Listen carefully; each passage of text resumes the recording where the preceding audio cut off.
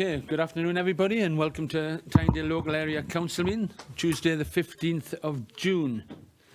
Now this meeting has been held in a COVID-safe environment and is available also to view on live stream through YouTube. Members are asked to keep their microphones off, or on mute if you like, unless they are speaking. Please don't forget, because I know we had one or two issues for the full council meeting when they were interfering with other microphones. Okay, now, at this point, there's obviously got a lot of new members, so I was going to introduce everybody. I'm still going to try that, a little bit more difficult because you're all spaced out all over the place. But I'm going to start from the right-hand side of the room, and if I could just ask you, please, just to say who you are and what your role is in this meeting. So I'll start with you, Rebecca. Hi, I'm Rebecca. I am the new Assistant Democratic Services Officer. Hi, Val Robson, Building Conservation Officer for the Council.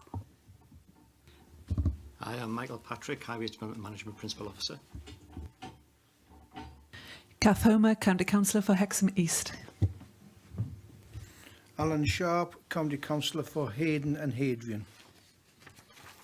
County Councillor Anne Dale, County Councillor for Stocksfield, Riding Mill and Mickney. Councillor Ian Hutchinson, County Councillor for Haltwhistle. And I should have said who I am. I'm Councillor Trevor Sesford, Hexham Central with Egham, and the chair of this meeting. My name is Angie Scott. I'm the County Councillor for Prudden North and Vice Chair of the Planning Committee. I'm Holly Waddle and I'm the County Councillor for Bywell. I'm Nick Moffat, I'm the County Councillor for Humsoft. Oh, sorry, go not with. Hello, Liz Cinnamon, Development Service Manager. Colin Horncastle, South Tynedale. Gordon Stewart for the South. Nick Oliver, Corbridge. Neil Masson, the Solicitor. Nicola Turnbull, Democratic Services Officer. County Councillor John Riddle, Bellingham Division. Marie Howarth, Planning Officer. Neil Armstrong, Principal Planning Officer in the West Area. Have I missed anyone out? Don't think so. Right then, we'll go to item 1 on the agenda, which is just to acknowledge the membership, which you've already seen most people announce themselves, plus the officers, and also to note the terms of reference. Okay, in which case we'll move on to item 2 now. Apologies for absence. Nicola? Chair, I haven't had any apologies for absence, thank you. Any apologies from the floor? No? Okay. So now we'll verify the minutes for the 2 meetings, one on the 9th of March 2021 and 27th of April 2021. Just verifying the correctness of these minutes. Anybody got anything to say on them? No? Brilliant. Thank you very much. So we now move on to item number 4, which is disclosure of members' interest. Does anyone have a disclosure? Councillor Oliver. Thank you, Chair. I'd like to disclose an interest in the Corbridge Middle School application. My wife used to be Chair of Governors there, and I'm friends with the person named on the application. Thank you very much, Councillor Oliver. Will you be leaving? I will, yeah. Thank you. Chair, can I just declare a personal non-prejudicial interest? It's a local school. Okay, thank you. Anyone else? No? Okay, in this case, we're now moving on to item number 5, should be, yeah, which is a planning section of this meeting. So I'm going to hand you over to Councillor Angie Scott, who is the Vice Chair Planning. Angie. Thank you. For the benefit of new members and existing members, and those of you who may be watching the live feed, I will explain the process of the planning applications. I will introduce each planning application and then I will ask the planning officer to advise any changes or updates to recommendations. Then the planning officer will present the report. We will have public members speaking today.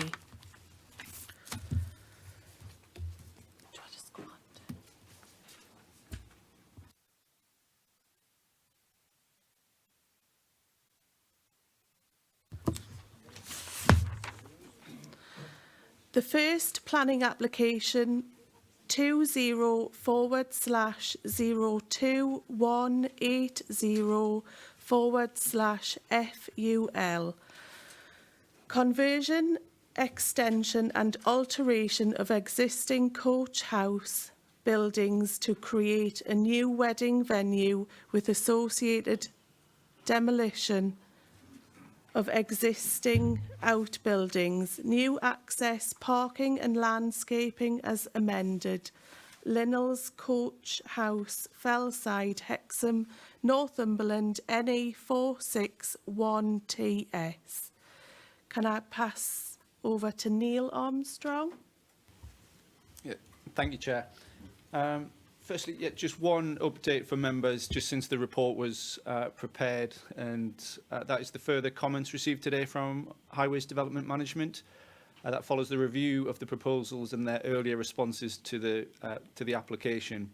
This was circulated to members by email earlier today from Democratic Services, and I believe there are paper copies that have been handed out as well at the start of the meeting. So in summary, the updated comments follow a review of the impacts of the proposed development on the local highway and community, having regard to the anticipated traffic movements, as well as the proposed parking provision and requirements for such a scheme. Following this review, Highways state that for the reasons set out in the updated comments, it is recommended that consideration is given to an additional refusal reason on Highways grounds. And this is on the basis that Highways now advise that the development would result in an unacceptable impact in highway capacity and safety terms due to an unreasonable level of parking needing to occur off-site, which has not been demonstrated as safe or acceptable on the public highway, part of the classified rural road network within the vicinity of the site. But I'll come back to that in summing up the recommendation as well. So the application seeks full permission for the conversion, extension and alteration of the existing coach house buildings to create a new wedding venue with associated demolition of existing outbuildings, new access, parking and landscaping. So the application site is located within the open countryside and the green belt. I believe members will have seen a copy of the presentation, but I'll just run through the slides as well. Quickly, so you can see edged in red there the extent of the planning application site. In red, the coach house to the right hand side there, fronting the main highway, and just the wider Linnell's estate edged in the blue line boundary. And again, just an aerial view, just to give an idea of its location within the countryside. Reference in the report as well to the ancient woodland which wraps around the north and western boundaries of the site.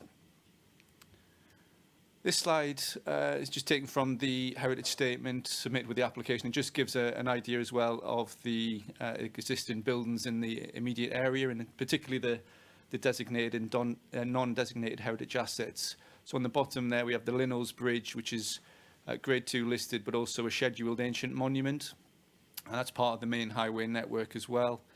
To the top left, the old mill, which is grade 2 starred. The Linnell's in the centre there, which is not a listed building, but we would consider that as a non-designated heritage asset for the purposes of the application. And to the right there, the coach house, which is the subject of the current application. And this is an existing visual just taken from the Linnell's Bridge there. You can just see the edge of the old mill to the left-hand side of the slide. The Linnell's, the main dwelling, to the centre, and then the coach house, the gable end, just off to the right. That also just gives an idea of the character of that part of the area, and also the narrow road as it crosses over the listed bridge. Just quickly run through the existing floor plans of the coach house.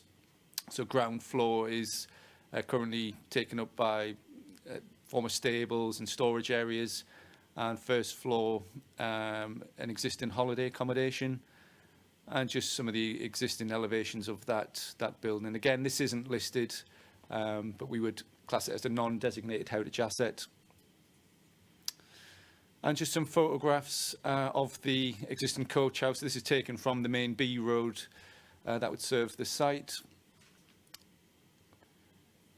Again, just where the car is there is the point of access, the main point of access to the site from the B road, right next to the coach house buildings.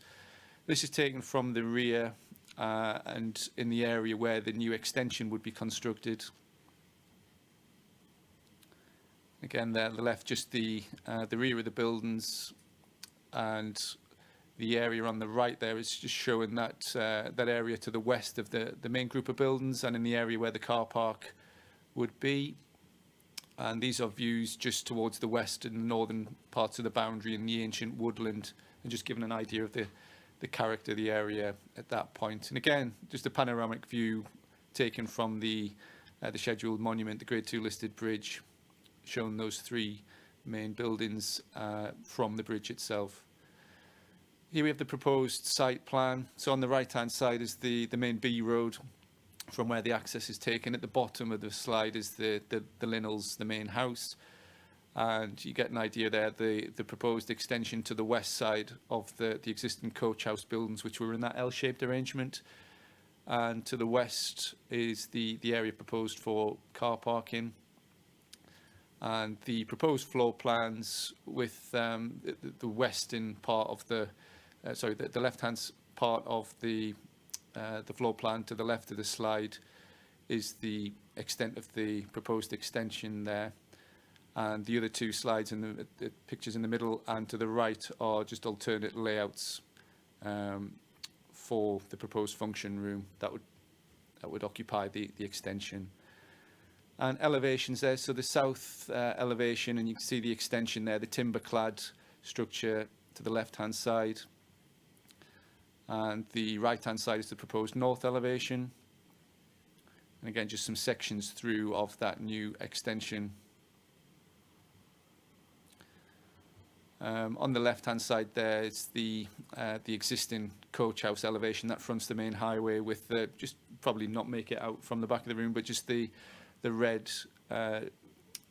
dotted extent of what was originally proposed, and a lower ridge that we now have, which you can see there on the right-hand side.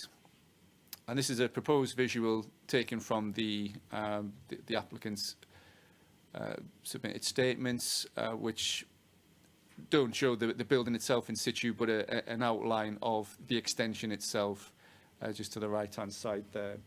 So the report sets out the main issues that have been considered in the assessment of the application, including the principle of this form of development within the open countryside and greenbelt, effects on the character of the area and heritage assets, transport matters and highway safety, and effects on ecology and designated sites.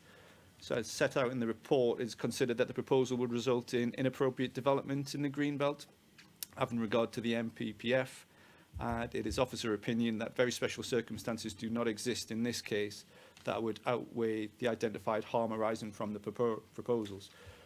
Officers also consider that introducing this form of development into this particular location would have a harmful impact upon the character and appearance of the original building, the rural character and setting of the site and the surrounding area.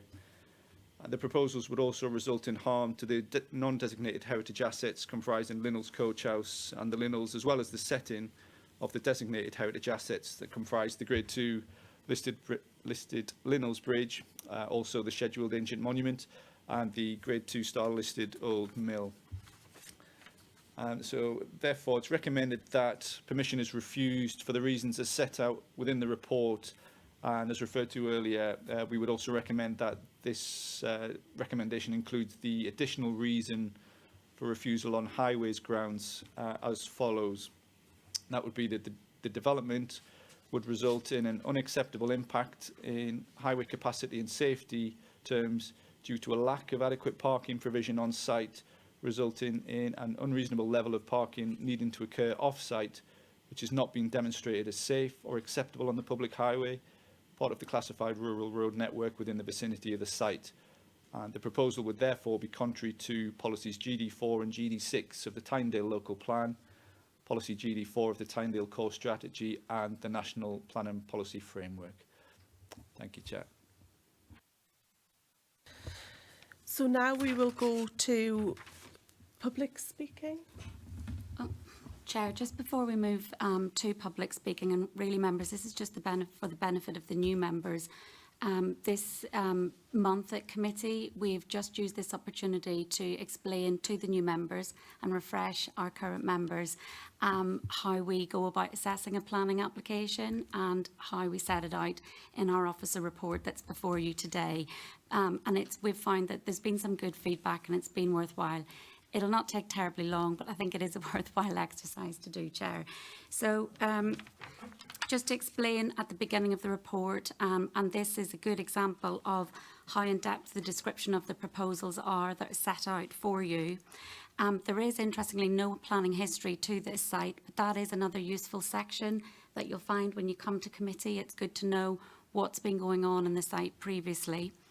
The consultee responses, we try to consolidate those and set out whether the consultees support or object to the proposals. And for the benefit of the application today, we do have some of our consultees here so that you can ask questions of them. And that includes our highways officer, because that's one of our reasons for refusal. And we also have our building conservation officer, Val Robson. So we've got Val Robson and Michael Patrick here today too. So feel free to ask those officers questions as well of the application. So we then take you through how we've consulted with the public, because quite often you will hear from your constituents that they may not have been consulted on an application, and we set out how we've done that. And then we go into the key considerations of the planning policy. So you see that there are a lot of planning policies listed at the minute, and that is because we are in a hopefully close to a period of transition where our new Northumberland local plan will be close to being made. But in the meantime, we still rely on the Tynedale core strategy and the Tynedale district local plan policies. But what we do is talk to you in terms of what the emerging plan policies say, because we can give those some weight, and in the months ahead we will be able to give those policies greater weight. The section set out in page 7 is quite key to how we assess planning applications. So in your training, you would have heard Rob talk to you about the primacy of the development plan. So that's the starting position.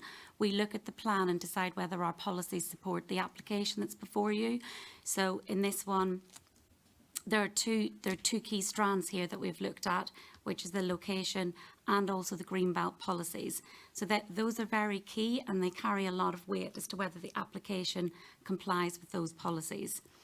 We then look at other material considerations which can also form part of the planning consideration, and that is the design, visual impact, effects on character and the heritage assets. Also residential amenity, highway safety, ecology, flood risk and drainage. And we put those in the balance, and that will help you come to your judgment to make your planning decision today.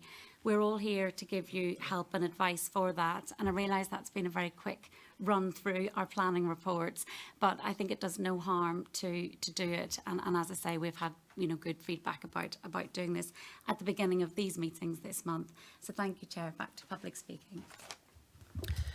So public speaking, objectors would get up to 5 minutes. Depending on how many objectors there are, they would only get the time shared. Correct. I understand the time between the objectors today is shared 2.5 minutes each. Yes. So. But I'm just going to let it run from 5 minutes, Chair. I think that. Can I just pass over. Can I pass over to David? Neil. Neil, do you want to start the clock and say? Sure. Yep. Good afternoon. My name's David Young, and with my friend Simon Phillips, we're here. We've been asked to give the personal viewpoint of all of the neighbours to the Linnells Coach House. You'll see from the papers that 7 neighbours have been notified and 7 have objected. Planning Officer's report explains why the proposal runs counter to the planning policy for Greenbelt. We've nothing specific to add other than to say it's a particularly beautiful, tranquil and much loved by us part of the Greenbelt, including the significant historic buildings and outstanding landscape. We very much concur with the view that the proposal, the tests for approval are not satisfied. We'd just like to comment specifically on 2 areas, one being parking traffic and the other being noise. And I apologise that my comments on highways are perhaps superseded by the latest update, which I hadn't been aware of. The initial highways report required that parking be contained within the site. We know from our daily lives that there are particular traffic issues here. The site is 2 miles from the nearest town with no public transport or footpath. Most guests will inevitably arrive by car. Public highway sits hard on the Devil's Water, and in the steep valley that it forms, the adjacent Linnell Bridge, as you saw from the photographs, is a single-tracked arched bridge. It's approached on both sides by steep and tightly bending roads, bridges at right angles to the road. There's no visibility whatsoever from one side to the other. So if two cars attempt to cross together, they first become aware of each other in the midpoint of the bridge, and one has to back up. We find it hard to see how 110 guests could possibly arrive in a short period without causing major traffic problems to the extent of gridlock. And I guess that's now reflected in the updated highways report. I'm told by the operator of a similar country wedding venue that parking slots for roughly half of the number of attendees are required to have on-site parking, and the proposal doesn't come close to this. Guests will inevitably try to park outside the site. Any attempt to park even a single vehicle on nearby roads will result in traffic disruption and safety problems. There is nowhere whatsoever to park. Linnell's Bridge itself is a fragile, listed ancient monument with a 5-ton weight limit and length restrictions. Sat-nav systems do not divert heavier traffic away, which we're very aware of. And despite signposting, unsuitable vehicles frequently approach and are unable to cross. They're forced to reverse a considerable distance up a steep and winding road, and extricating these long vehicles is a major undertaking. Turning a coach with other traffic present would be virtually impossible. I'll now pass over to Simon, who will talk about noise. Okay, thank you, David.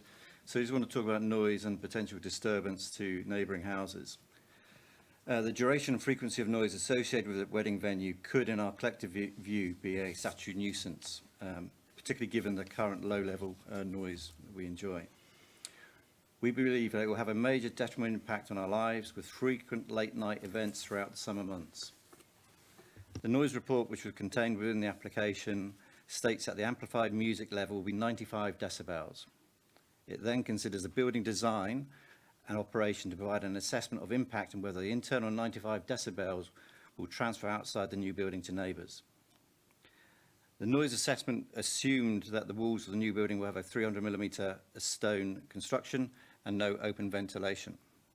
However, the actual design details a different construction. It was superseded, and it's a different construction now, and the operation within the walls and operation of the openings as well is different. The walls are now timber clad, as we heard earlier, and there's no mention of 300mm stone walls included in the design. So there's a design change which is not covered by the noise assessment. Furthermore, the footprint of the building has reduced, but the number of guests appears to be maintained. This can only serve to increase the need for ventilation. And I quote from the application, "The new doors and glass sliding doors to the new barn area open to the courtyard to provide seamless access to the outdoor space and," I quote, "natural ventilation."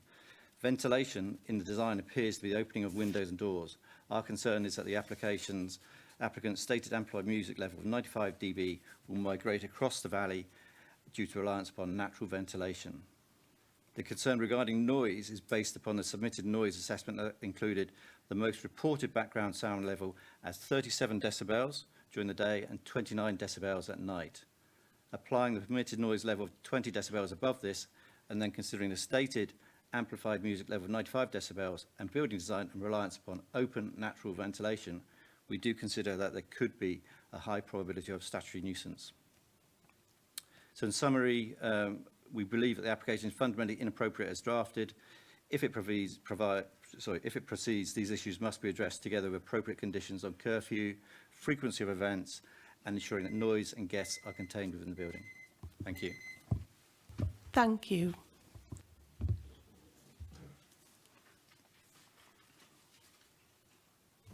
Committee members, questions to planning officers.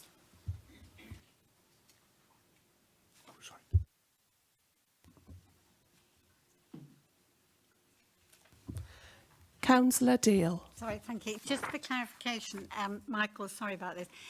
Are you answering the questions on highways? It was just about the clarification. It just says the planning application, it says reconsultation 4. That means there's been 3 previous ones. It does, yes. We've been round the tables basically with this one. We've had quite a fair few discussions within the team as to how we should approach it, because we don't have set standards for wedding venues as with regards to the parking. So we have mulled this over considerably, and it's taken quite a bit of time to come to a conclusion. And we have done that final response that's in front of you now. Can I just say thank you for that?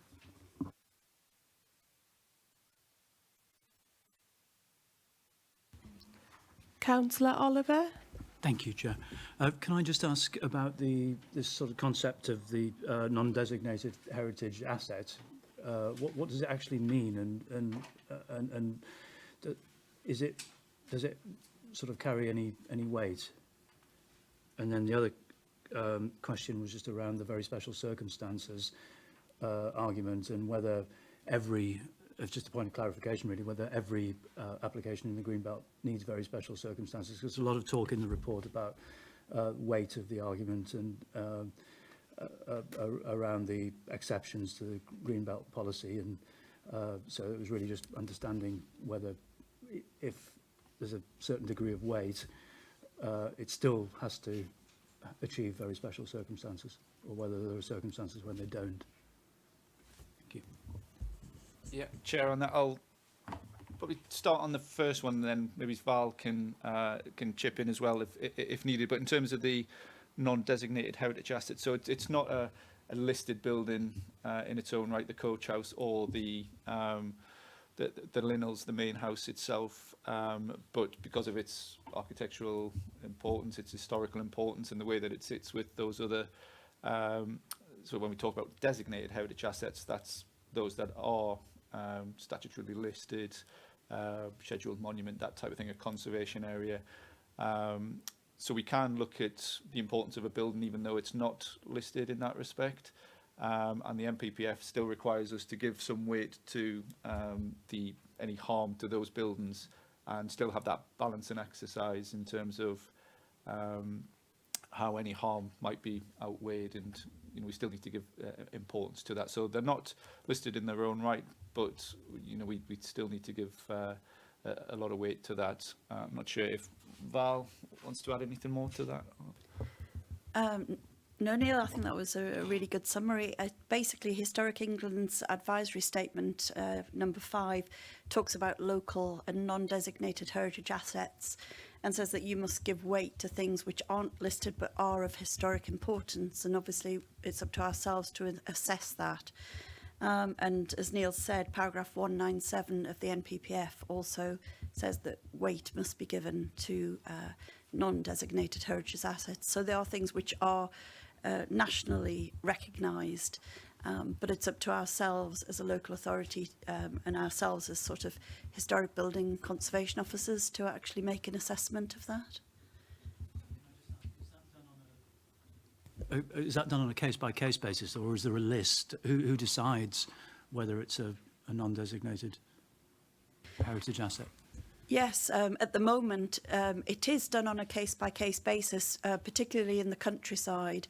In conservation areas where we have conservation area character appraisals, a list has usually been sort of identified when we've been doing those appraisals.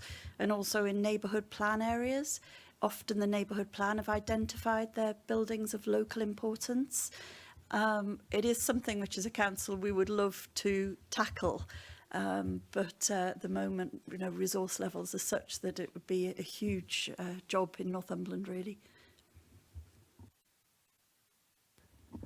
Yeah, and just on the second point on the Greenbelt, so very special circumstances aren't needed in all cases in the Greenbelt. It's where the proposals are found to be inappropriate development. So in this case, for the reasons we set out in the report in terms of the fact that the development doesn't meet those exceptions to inappropriate development set out with paragraphs 145 and 146 of the MPPF, then we have to treat that as inappropriate development. And MPPF tells us then that such development should be refused unless there are very special circumstances.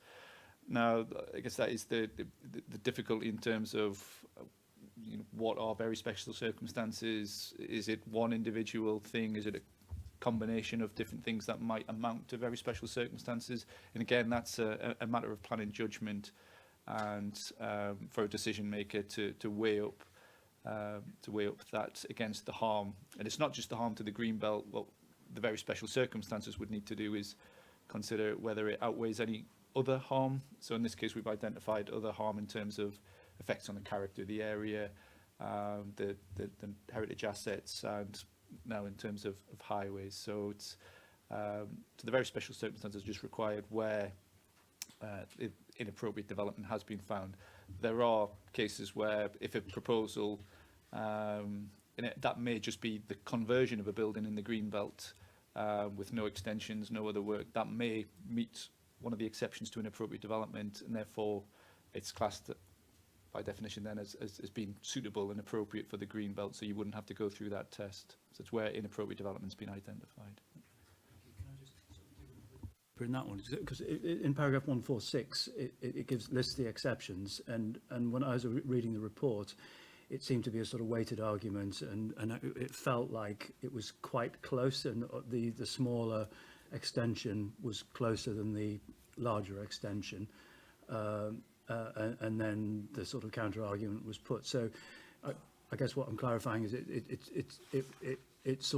was a weighted judgment based on whether or not it sort of met that exception around the reuse of existing buildings. Really was the crux of it, wasn't it? Or was it? Yeah, well, there's probably a couple of elements that we've identified. So in terms of the extension itself, under paragraph 145, the judgment is whether the extension or alteration of a building, what would be an exception to inappropriate development is the extension or alteration of a building provided that it does not result in disproportionate additions over and above the size of the original building. So that's just that kind of one test there. But then for paragraph 146, that then goes on to consider, there are exceptions to inappropriate development, but also provided that they preserve its openness and don't conflict with the purposes of including land within it. So that's, I suppose, where we've applied that to the associated work, such as the new car parking, the engineering operations there. There may be some cases where that work is not felt to have reduce the openness. It may sit comfortably there. Again, it's a judgment for the decision maker in that case. Yeah. Any other questions? So to debate this debate this application, we'll need a proposal, a seconder, and then we can debate it. Councillor Stewart? Yes, I'd like to move the officer's recommendation.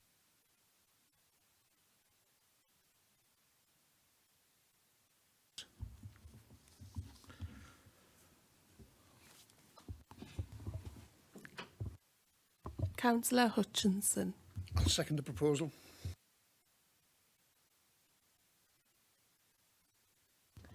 So we'll open it up to debate. Councillor Sesford. Thank you, Councillor Scott. I had quite a few questions which I would have come to officers to start off with, but they've been covered by that extra bit that we were given this morning, or this afternoon it was. And there's already been some debate of Councillor Oliver about the green belt and thing there, so I'm just going to talk about one thing which concerns me very greatly, and that is the park, and it has done ever since I first read this planning application. Now, since I've seen that report that came out today, I have to say it was almost as if somebody had read my mind, because everything that was on there was of great concern to me. I've walked that area probably in the hundreds, never mind the tens, over the years, and I know it very, very well. And gentleman at the back mentioned the bridge. When I drive over there, we have a policy, and because I've lived here, for quite a few years, of tooting your horn to alert the people on the other side is to get over, and they do the same. And it's worked quite well over the years. But a lot of these people won't be local who come to this venue. And it mentions in the report, it could well be that you know, wedding, a lot of people don't take cars, so they might want to go on a bus.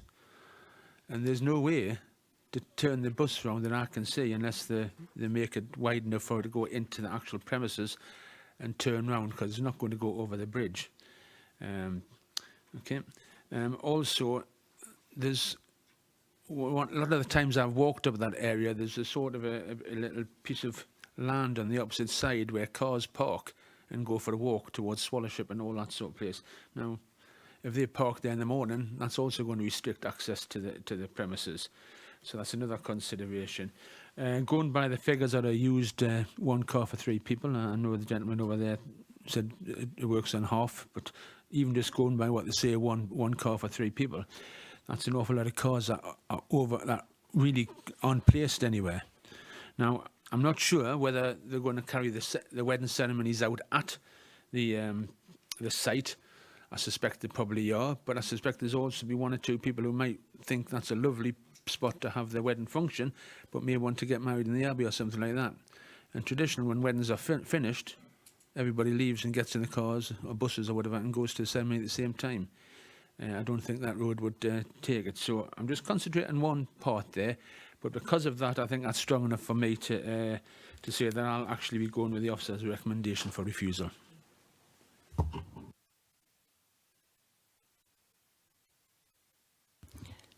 Does anybody else want to speak on this?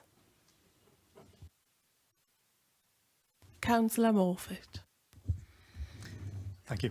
I've got some concerns about the sustainability of the transport options to and from the site. The NPPF has got quite a lot to say about sustainability of transport options. Paragraph 84 says that planning policies and decisions should recognise that sites may have to be found in locations that are not well served by public transport. And in these circumstances, it will be important to ensure that development exploits any opportunities to make a location more sustainable, for example, by improving the scope for access on foot, by cycling or by public transport.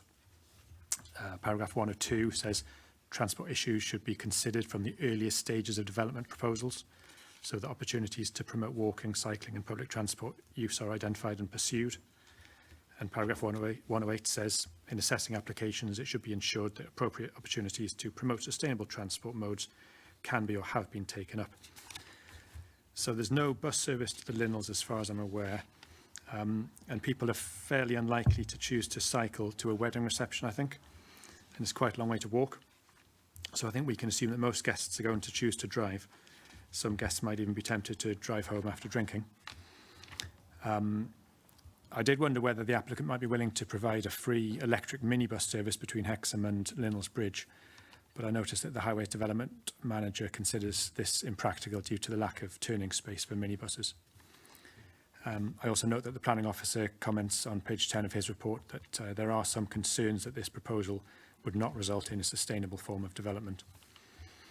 And it's not just about how environmentally sustainable the transport options are, it's also about the effect on the greenbelt.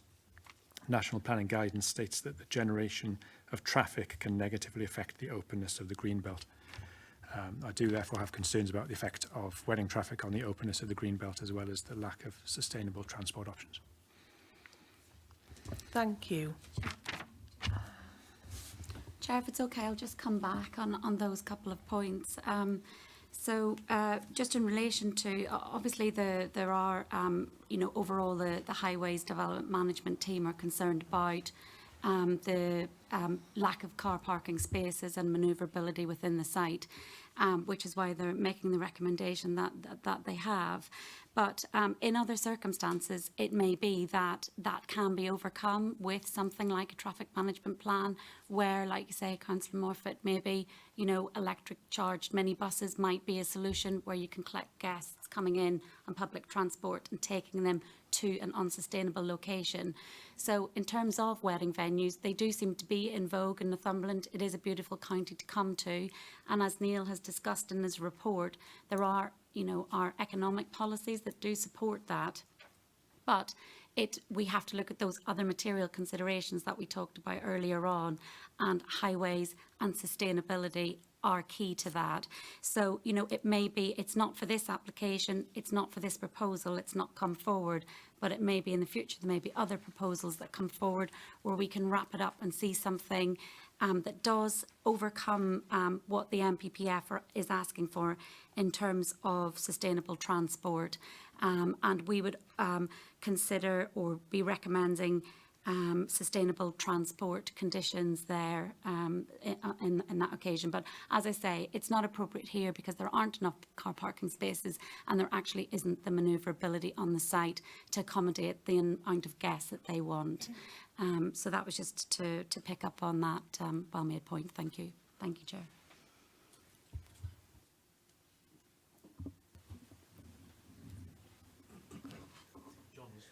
Councillor Riddle. Thank you, Chairman. Yeah, you know, as we come out of COVID, I think, you know, we have to be mindful as well about supporting jobs. And, you know, this application does actually highlight that it could support quite a lot of jobs in the rural area. But knowing the site, you know, personally, I think this is inappropriate, particularly because of the road network and the bridge. You know, if it had purely been on the heritage asset point, I might have been persuaded to support it. But I think on the highway grounds alone and the parking problems and safety, etc., for me, it's definitely a refusal. Councillor Oliver. Thank you. Yeah, very similar to John. I mean, I think when I was reading this, I was thinking about the sort of economic benefit and the tourism, and you know, our Northumberland plan focuses quite heavily on that, and this would be a wonderful venue in a very beautiful place. But I think the residential amenity issues, the noise would be significant. I think the 37 decibel background noise must be Councillor Cessford's horn tooting, but it would be an issue, and certainly I cycle past that location quite often, and if you parked any cars on the road there, it would be a significant issue. So I can understand the report that we got this afternoon. So that would be my summary.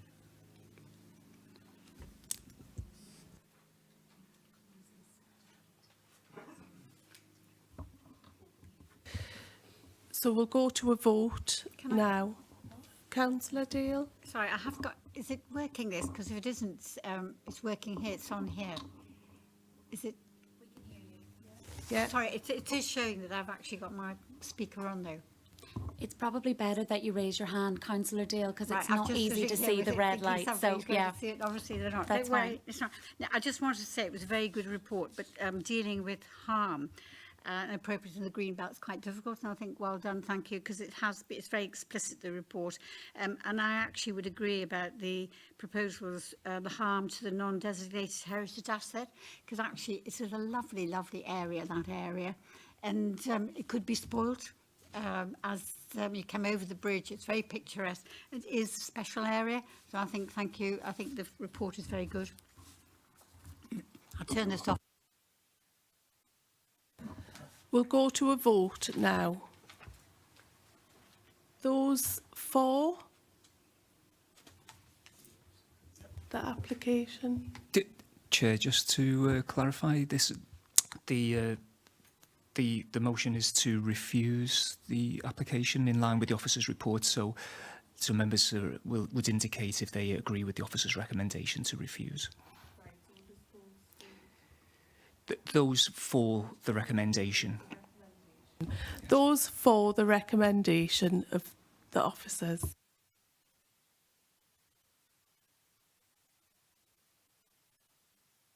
That's unanimous, Chair. Thank you.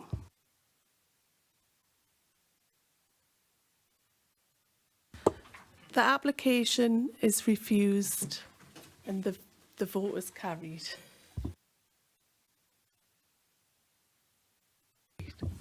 Item 7, 20/03388/FUL. This application is... No, that's item 7. Oh yeah, you just said it's withdrawn. Yeah, so the application has been withdrawn. Item 8 on the agenda, 21/00357/FUL. installation and sitting of 3 times garden room teaching pods measuring 3.5 metres times 3.5 metres in floor area and height of 2.8 metres. Corbridge Middle School, Cow Lane, Corbridge, NE 455HY. And I'll pass over to Marie Howarth. Thank you, Chair. The application is before the Planning Committee this afternoon because the site falls in the ownership of the local planning authority. As the Chair mentioned, planning permission is sought for the installation and siting of 3 garden room teaching pods measuring 3.5 metres by 3.5 metres in floor area and with a maximum height of 2.8 metres at Corbridge Middle School. The teaching pods are required to assist the school in catching up on teaching following the COVID-19. The proposed pods would be located within the existing school grounds on an existing grassed area to the east of existing buildings and to the west of residential properties located on the Riggs and Chantry estate. A number of statutory consultees were consulted and no objections were received. I do have one update for members this afternoon. Councillor Morfitt raised concerns regarding the sourcing of materials. The applicant confirmed that preferably the materials would be sourced from UK Western cedar cladding and would not be from any old growth forest or indeed ancient woodland, and this was also confirmed by the supplier.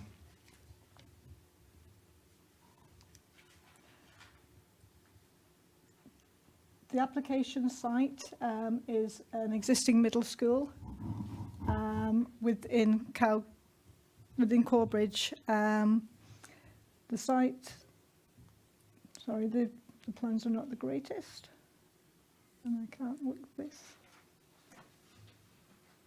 I can't get this to. Sorry, the red light's not working on the screen. The location plan shows the site outlined in red, with the extent of the school site outlined in blue.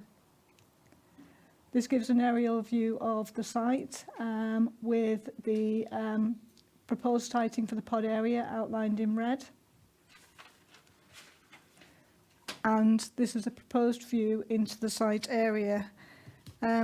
As mentioned previously, the school have stated that the pods are required to meet the functional and operation requirements of both staff and the general public and to support their COVID-19 catch-up work with pupils.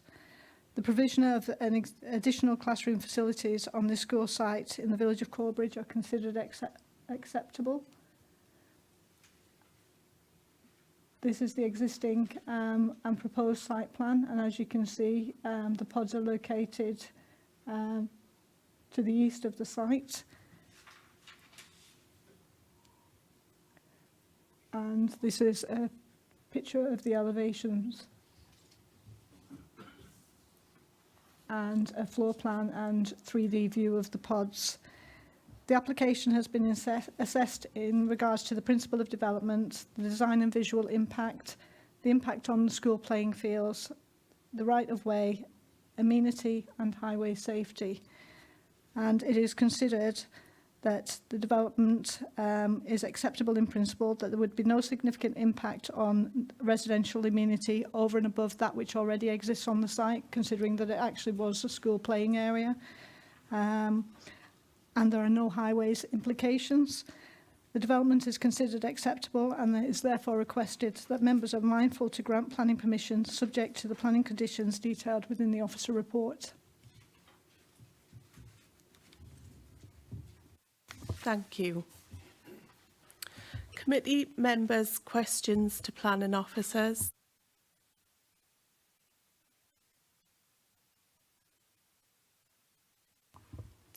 Councillor Morfitt. Do we know what the likely lifespan of the pods is going to be? No, that hasn't been confirmed.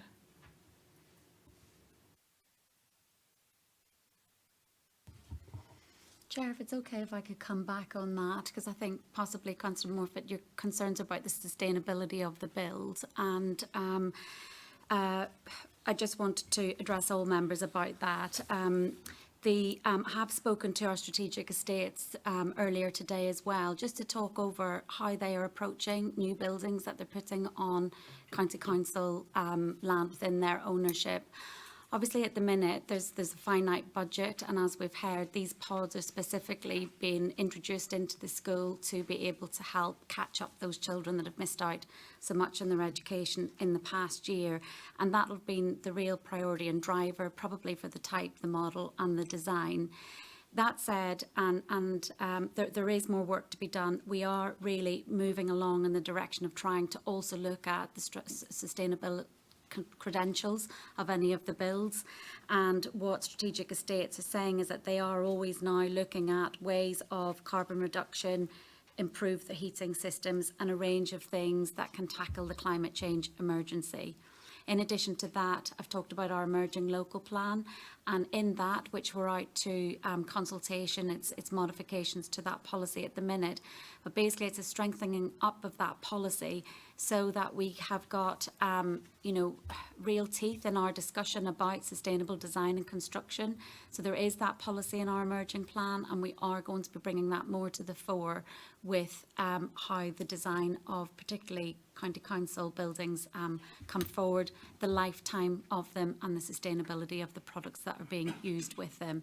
On this one, it is pleasing to note that it is of a wooden construction, larch and redwood. However, we do accept that there are some aspects of it that probably aren't recyclable or long-term sustainable, and we'll be using those policies in the future to drive that. But it will come with a balance, and cost and use and budget as well will be a factor in that. But hope that sort of throws some light on some of the thinking that's going on behind the scenes on County Council bills. Thank you. Thank you, Chair. Any questions? To debate this application, we'll need a proposal and a seconder. Councillor Homer. Thank you, Chair. I'd like to move the officer's recommendation. I think it's a technicality really that we're looking at this, because obviously the school and the land is in the ownership of the council. I don't see any detriment at all in this application, and I think it's exactly the sort of application that we should be supporting. Councillor Sesford. I'd just like to second this recommendation. Thank you. So we'll open this for debate.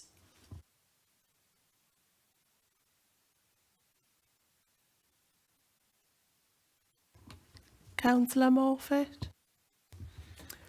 Just to clarify that I do appreciate the need for more space for teaching so children can catch up on education. And I do broadly support this proposal. My concerns about the sustainability of the materials centre around the redwood decking, the cedar cladding, and the UPVC doors and windows. And I have been provided with more information about this. The redwood decking, the agent was unable to guarantee that it won't be imported. I think we can probably assume it will be, but he was able to confirm that it won't come from old growth forest or ancient woodland. The cedar cladding, the agent said ideally it would be sourced from the UK. That would be the most preferable option. But he wasn't able to confirm that it would be. And apparently most cedar that's used in the UK is imported. And obviously UPVC doors and windows are not recyclable, so they'll end up in landfill eventually, which is why I was interested in the lifespan of the pods. Thanks. Any other questions?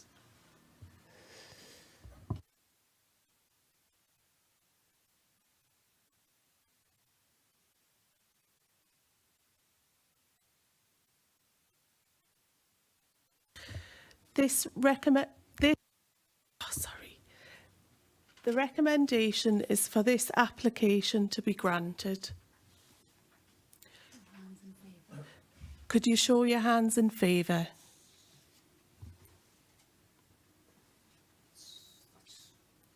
Unanimous, Chair. Thank you. That's approved. Thank you, that's approved.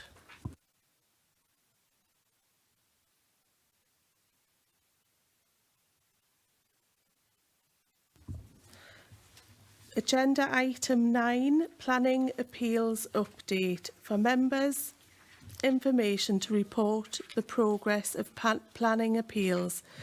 This is a monthly report and relates to appeals throughout all 5 local area council planning committees areas and covers appeals of strategic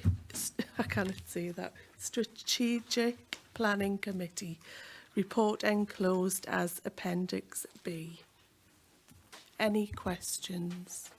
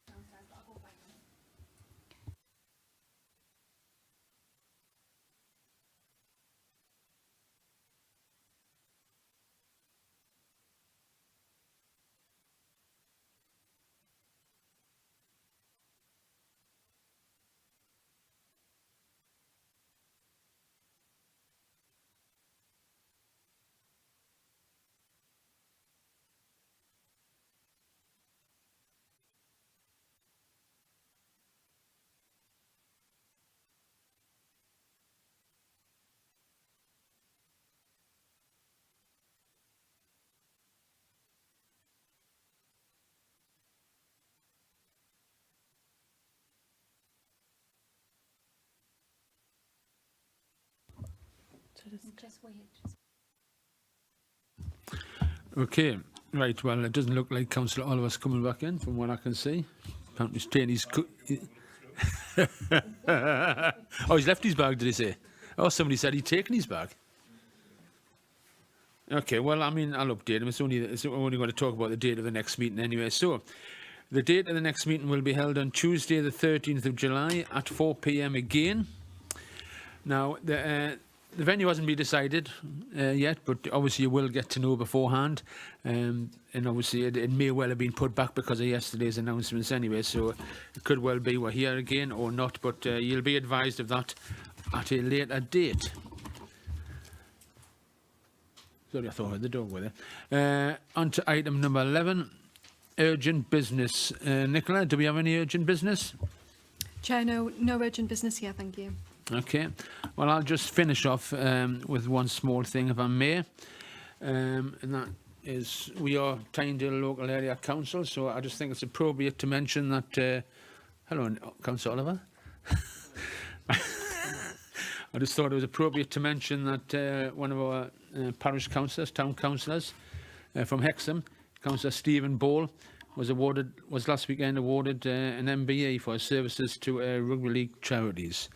In addition, Stephen was added to the Rugby Football League's Roll of Honour in 2019 in recognition of his outstanding service to helping rugby players and their families cope with life-changing circumstances. So he is one of our local town parish councillors. I just thought it was worthy of a mention. Thank you very much, folks. See you next time. Bye-bye.